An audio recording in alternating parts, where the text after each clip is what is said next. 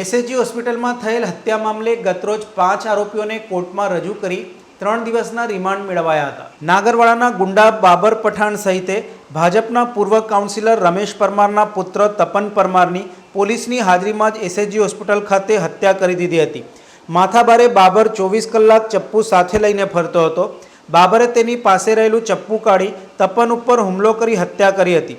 જો કે હજુ સુધી પોલીસ હત્યામાં વપરાયેલું ચપ્પુ કબજે કરી શકી નથી. હત્યા બાદ આરોપીએ ચપ્પુ ક્યાં છુપાવ્યું તે પણ પોલીસ શોધી શકી નથી. પોલીસે આ બનાવમાં 5 આરોપીઓને ઝડપી પાડી કોર્ટમાં રજૂ કરતા 3 દિવસના પોલીસ રિમાન્ડ મંજૂર કરાયા છે. 10 દિવસના રિમાન્ડની માંગણી કરાઈ હતી. કોર્ટે આરોપીના 22 નવેમ્બર સવારના 11 વાગ્યા સુધીના રિમાન્ડ મંજૂર કર્યા હતા. જે બનાવ બન્યો છે, જે ગંભીર બનાવ બન્યો છે, એ આરોપીઓને આજે નામદાર કોર્ટ સમક્ષ રજૂ કરવામાં આવેલા હતા. તપાસ કરનાર અધિકારી મારફતે તમામ આરોપીઓના 10 દિવસના રિમાન્ડની માંગણી કરવામાં આવેલી હતી. નામદાર કોર્ટે જે રીતે બનાવ બન્યો છે એની તપાસ કરવી ખૂબ જ જરૂરી છે.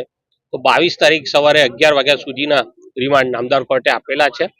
આ બનાવ જે બન્યો છે એ રાત્રિના સમયે જે કાવતરું રચીને એક જથ્થે તમામ આરોપીઓ ભેગા થઈ અને જે બનાવ કર્યો છે એ લોકો જાણતા હતા કે બે તપન પરમાર છે તે અનુસૂચિત જાતિનો વ્યક્તિ છે. એના પપ્પા સામાજિક કાર્યકર રહેલા છે અને વિસ્તારમાં સારી એની ઓળખ છે. પણ જૂના ઝઘડાની અદાવત રાખી અને મારી નાખવાના ઈરાદે પોતાના હાથમાં ચપ્પુ રાખી અને આ જે આખો બનાવ બન્યો છે બધા એને માર મારેલો છે. બધા તમામ આરોપીઓ એને માર મારી અને એને મોતને ઘાટ ઉતાર્યો છે. આ બનાવ બન્યા પછીથી ગુનાની અંદર વપરાયેલું ચપ્પુ પણ એ લોકોએ ફેંકી દીધેલું છે. એની તપાસ કરવાની છે. કયા કારણોસર આ બનાવ બન્યો છે, કોણ એની પાછળ છે, હજી અન્ય આરોપીઓ નાસ્તા ભાગતા ફરે છે, એ લોકોની પણ તપાસ કરવાની છે.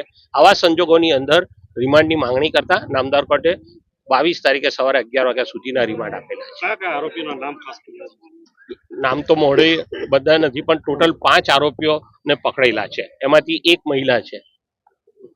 તેમ છતાં પણ એ ગુનાની અદાવત રાખીને આગળના બનાવની અદાવત રાખી અને આ ગુનો તમામ આરોપીઓએ પોતે ક્રિમિનલ કોન્સ્પિરસી રચીને ગુનાહિત કાવતરો રચી અને જે કરેલો છે એ આરોપીઓને આજે નામદાર કોર્ટ સમક્ષ આ ગુનાની વધુ તપાસ થાય એ આશયથી તપાસ કરનાર અધિકારીએ રજૂ કરેલા હતા.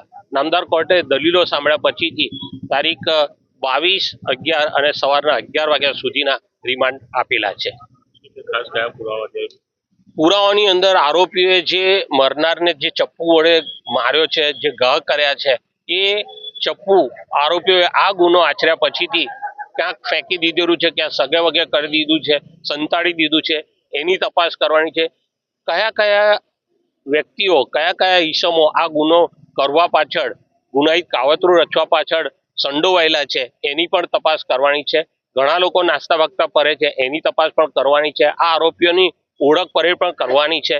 આ તમામ પાસાઓ પર તપાસ કરનાર અધિકારીએ નામદાર કોર્ટ સમક્ષ રિમાન્ડ માંગ્યા હતા અને નામદાર કોર્ટે રિમાન્ડ મંજૂર કર્યા છે 22 તારીખે સવારે 11 વાગ્યા સુધી. સમાચારોના સતત અપડેટ મેળવવા માટે લોકમત ન્યૂઝને યુટ્યુબ ઉપર સબસ્ક્રાઇબ કરો, બેલ આઇકોન દબાવો અને અમારી સાથે જોડાયેલ રહો ફેસબુક, ઇન્સ્ટાગ્રામ અને ટ્વિટર ઉપર.